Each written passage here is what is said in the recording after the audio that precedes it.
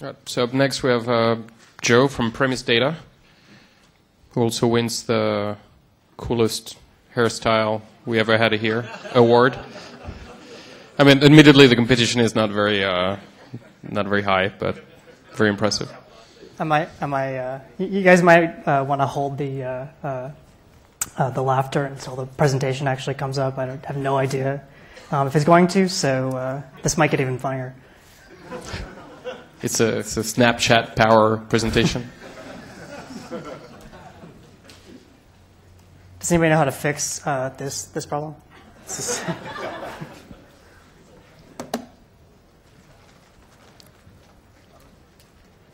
Do you guys have my presentation on the computer?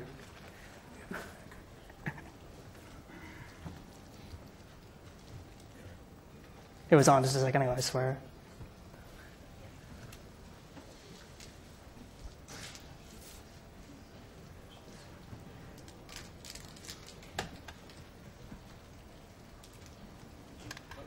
Sweet. All right.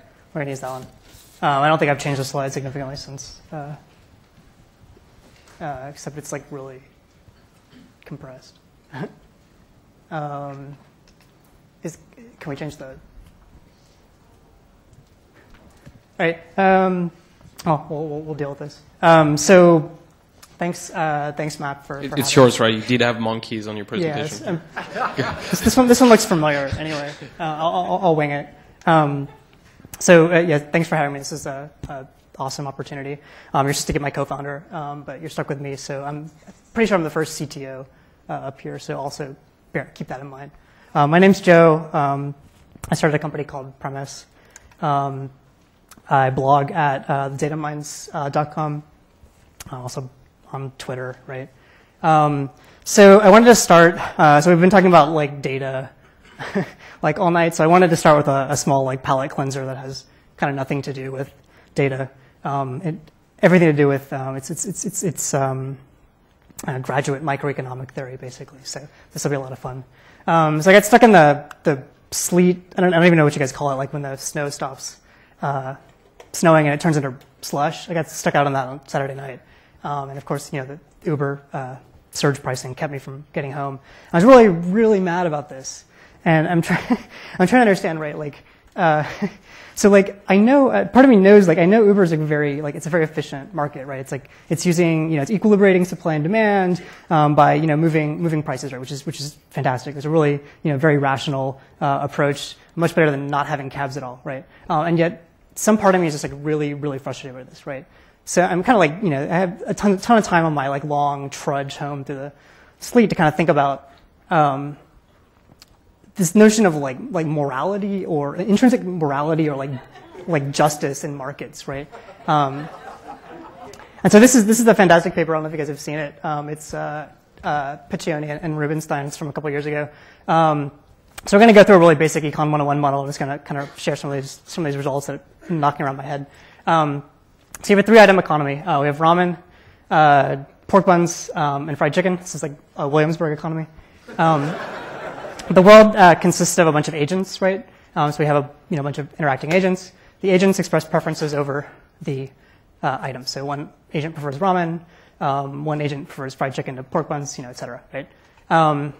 These agents all live in a competitive like market world, the rules of which we'll kind of get to, but there's some mechanism for them to interact, right?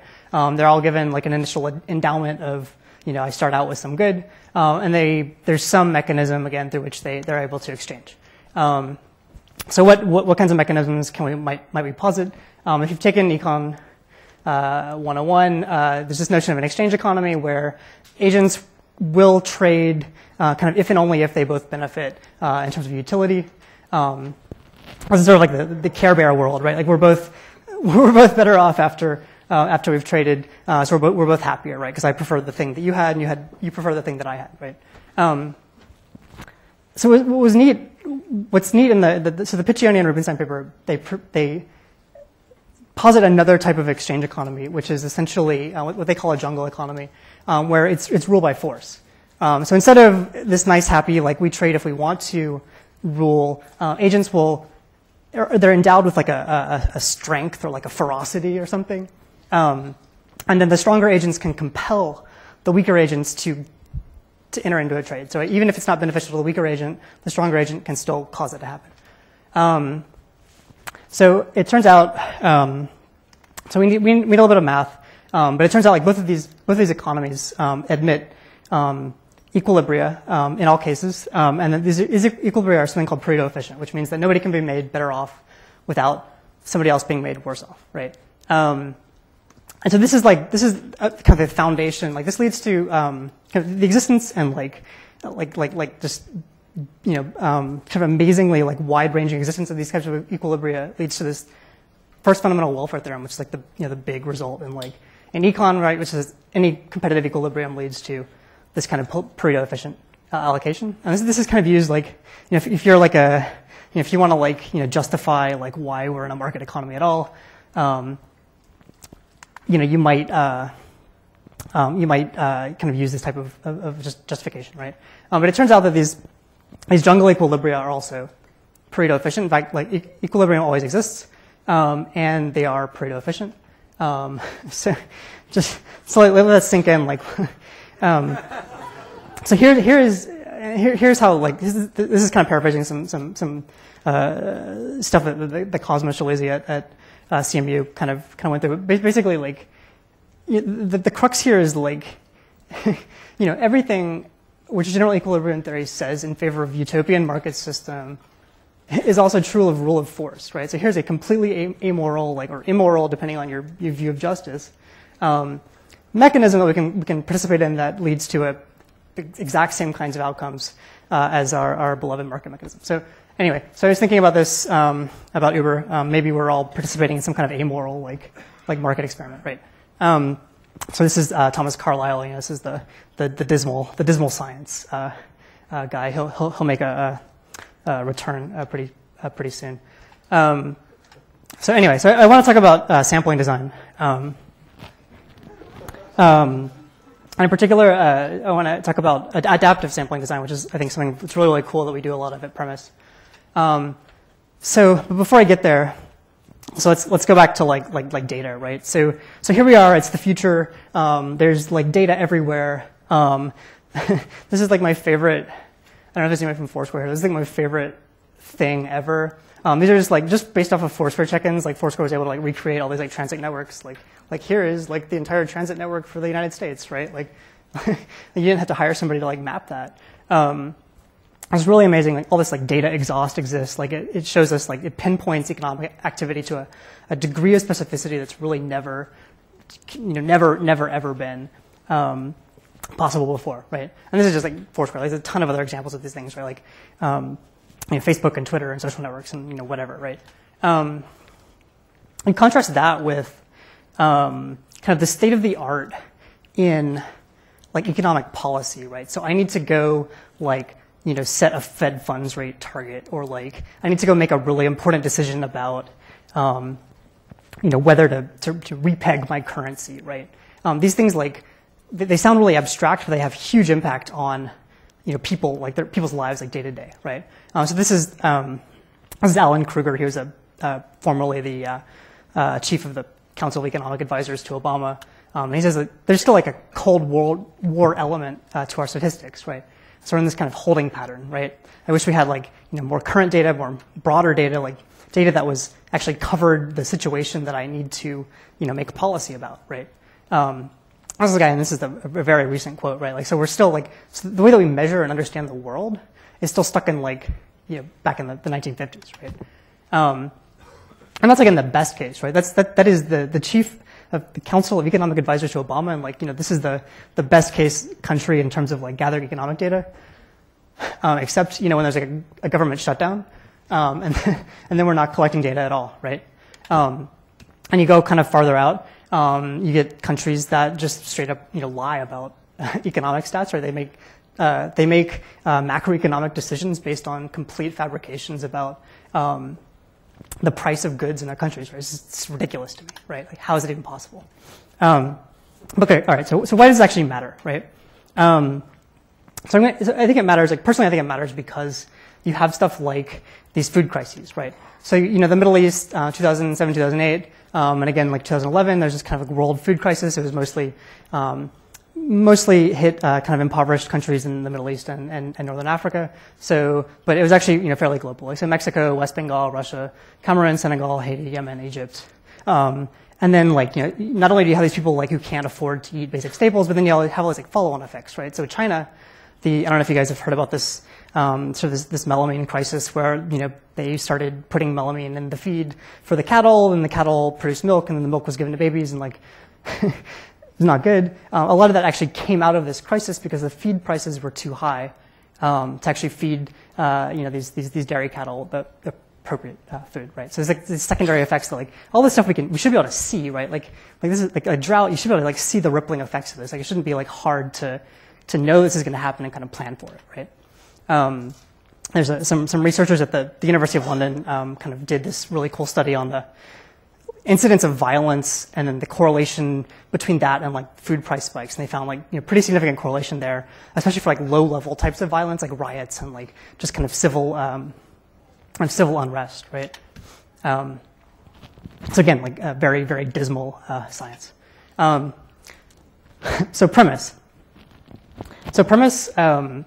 Essentially what we do is we're building a global network. We're kind of throwing out all the existing institutions. We're building a global network for tracking macroeconomic and human development trends in real time.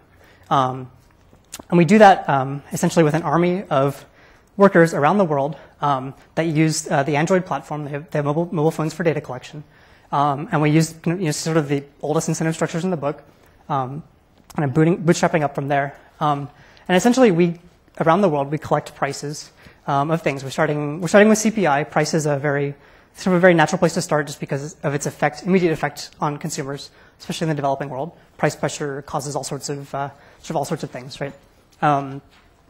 So we can kind of follow along. Some of these screenshots are essentially what the workers are going to see day to day. I'm in a market. I'm taking pictures of all these sorts of things.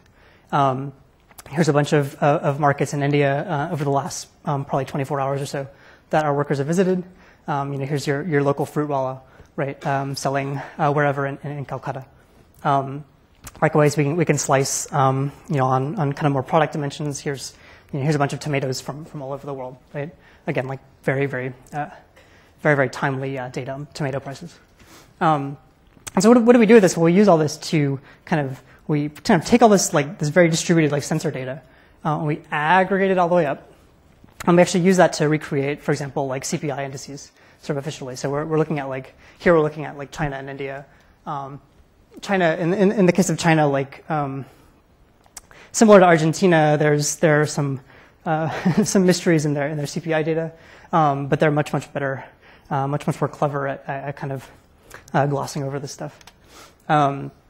The other benefit of premise is that unlike these kind of government indices, these top-down $250 million a year it takes the BLS to collect this data, we give you much more granular access, all the way down to the individual product level.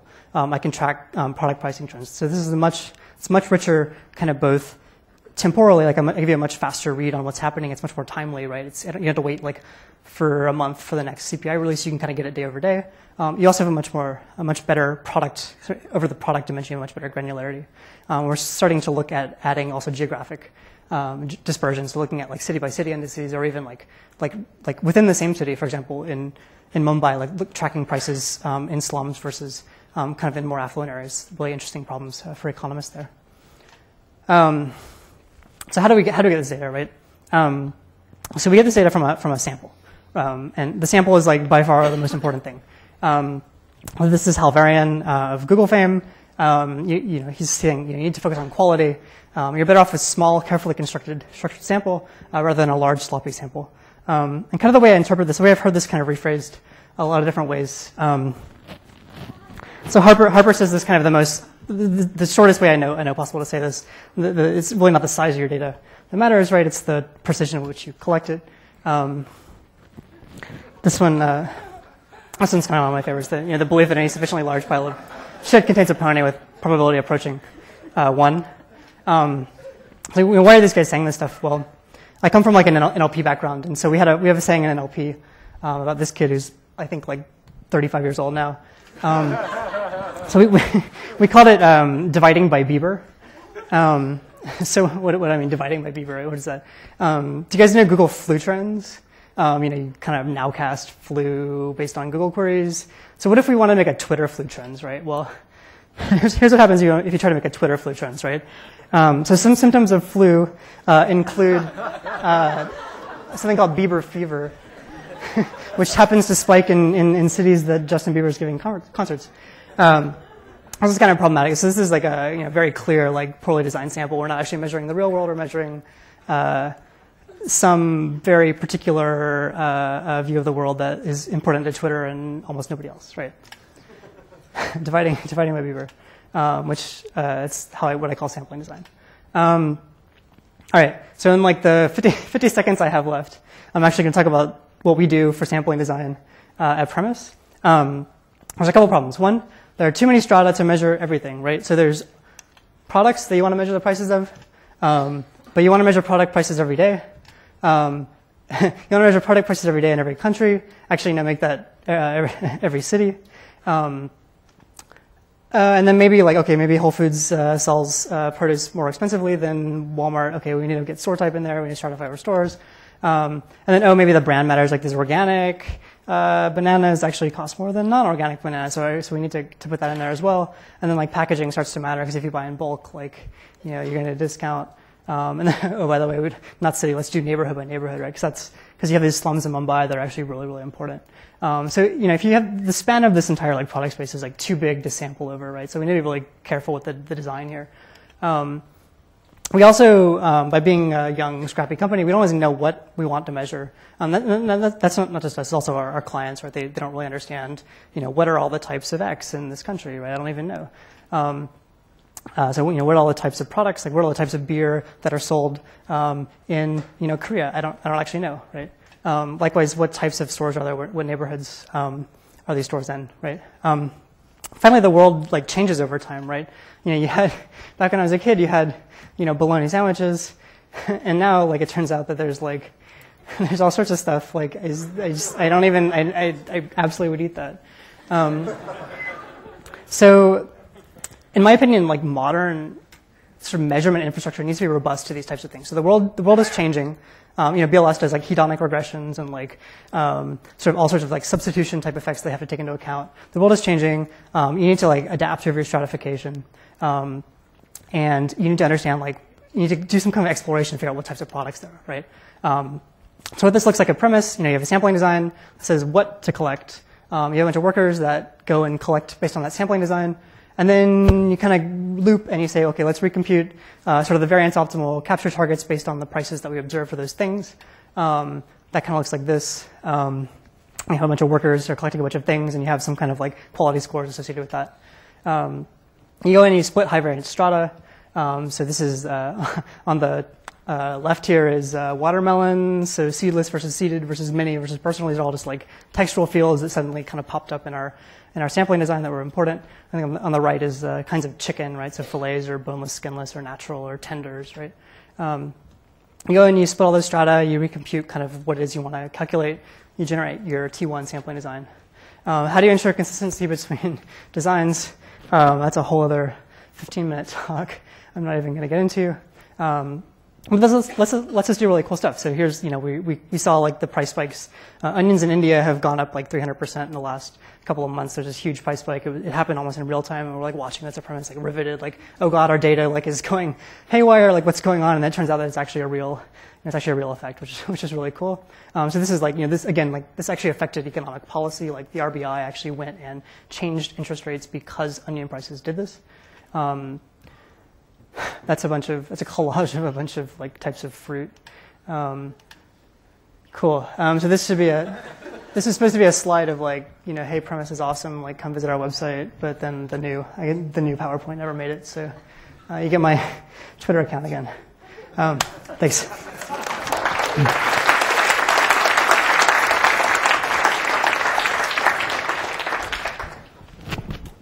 Whoa. Do you have questions?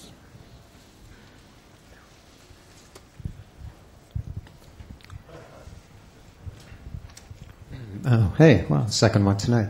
That's fascinating. Really neat stuff. I wonder, though, if some governments around the world, maybe China, may not be crazy about seeing some of this actual data coming out, especially during times of stress. And I wonder if you had any, I don't know even what kind of feedback that would be, but if you have any of that kind of feedback, or you guys thinking ahead and trying to anticipate what might happen, say if India decides they don't want their food price spikes, right, broadcast. Yeah, that's an absolutely fantastic question, and I think China would be the much bigger potential culprit there. So a lot of our thinking in that particular case has been, well, they might not want the data to get out, but at the same time, they themselves are actually also desperate for the data. There's actually a big data initiative within China. They actually call it a big data initiative, where they want to use all this fast-moving transaction data and stuff like that to improve their economic monitoring.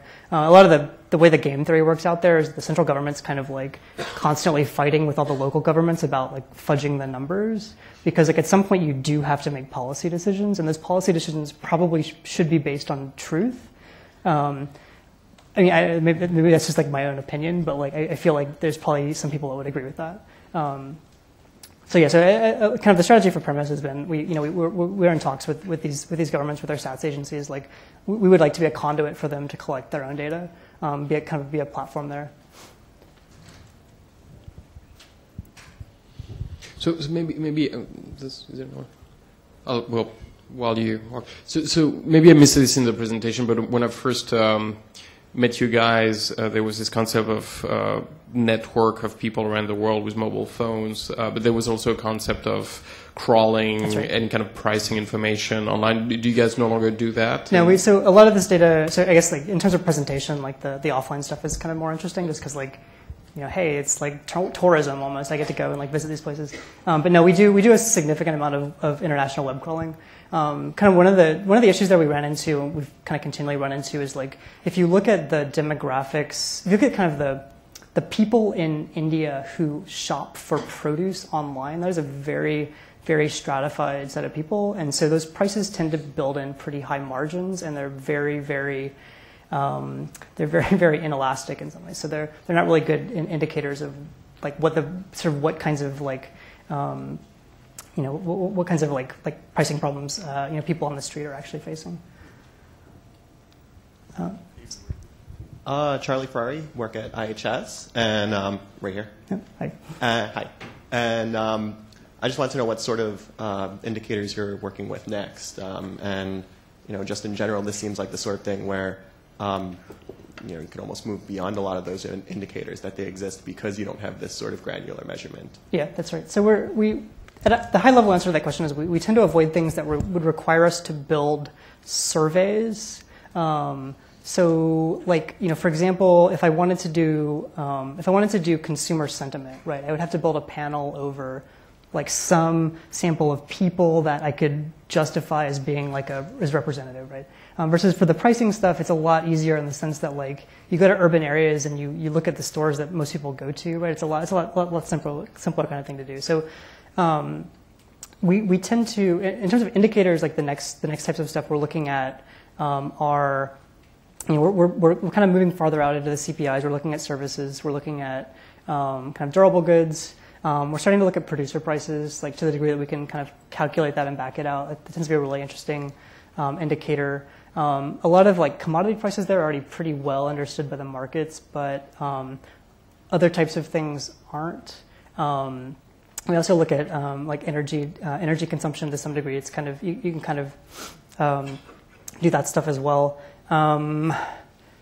But yeah, that's a fantastic question, and I guess we tend to think of it less what are the current indicators that we can disrupt, and what are new indicators that we could build, given this kind of platform, right? So it's sort of I feel we've kind of the way that we talk about economic indicators is very constrained by what was possible 50 years ago, and so much more stuff is possible now. We're just beginning to kind of scratch the surface of that. Tell us about your infrastructure. What do you run on? What tools do you use? So we're kind of the most boring. This is why I'm always kind of frightened giving talks at big data meetups, because you use Excel. Yeah. No. So we use MySQL, for example. We're not a big NoSQL shop. We do use a lot of custom infrastructure for like search and data retrieval, especially data aggregation. That's a really important problem to us, and there's really no like off the shelf tools for doing like very precise econometric like aggregation. So we have kind of a custom stack there. It's written in Scala. We use a lot of the kind of the Twitter open source tools there. We have a lot of stuff built on Elasticsearch, which has been a really fantastic. It's a phenomenal product. And it's a good complement to like a traditional database. But we are primarily a what I would call a medium data company. Like we collect data. We use people to collect data, and so that's a very that's a very precise tool. But it's not it's not like ad clicks on Google, right?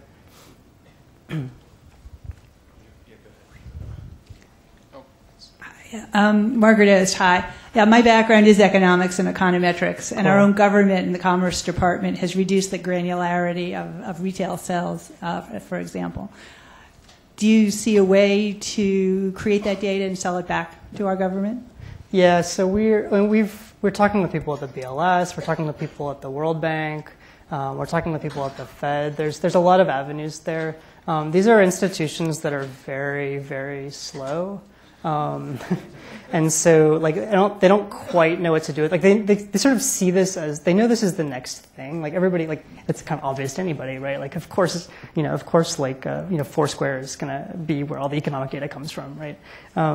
But they don't have a good. It's really hard to reconcile that foresight. Like, they've been saying this about scanner data for years, right? I dug up all these old econometric papers from the 90s, early 90s about how scanner data, the supermarket checkout scanner data is going to revolutionize data capture at the BLS, and I think it's on their 2025 roadmap. So we definitely make inroads there. I think the best way that we've found with that sort of stuff is sort of to, we kind of get this. They give us actually a lot of insight about what we should collect, what types of things are interesting or important. And the idea there is eventually maybe the BLS kind of personnel can actually have the premise application on their phone and use that for data gathering. And we kind of have one centralized kind of platform for that. But yeah, there's definitely been a ton of interest from government agencies. They definitely see this as a problem. Right? I'll do it. Other than government agencies, which is the obvious consumer of this data, who else do you see as the prime consumers? Yeah, so that's a really it's a great question. So I mean, financial services. So, I guess I'm here, right? Our indices are currently syndicated on Bloomberg. So there's guys upstairs that are tracking our economic data, right? Financial services in general, a lot of obviously like a lot of buy side firms are super interested in stuff if you can give me a read on what the RBI is going to do in 3 months or 2 months or 2 weeks, I'm there, right? For us, the more interesting application is because there's people this is the sort of the promise of the internet is not borne out in a lot of developing countries because if you're facing monopolistic pricing regimes or you're a fisherman in India and you're trying to sell your fish at market and you're getting screwed because you don't know that if you go to the other market you'll get a better price, stuff like that, all those really local hyper local inefficiencies. I feel like it's stuff that premise could actually correct, right? If we kind of open up our platform as almost like a crowdsourcing type thing where you want the economic data for your neighborhood, right? And I know this doesn't quite make a lot of sense, I think, in the U.S. But again, if you go kind of farther out the developing country curve, these types of issues are really in the forefront. So we're looking at that type of stuff. We're looking at integrating with Facebook platform, getting our data published, doing kind of a contributory model, almost like Waze or something, right? You want some notion of the economic weather forecast for your neighborhood, right? So we do store reports for local store owners and stuff like that. Awesome. So we're out of time, but thanks so much. That was awesome. Thanks for having me.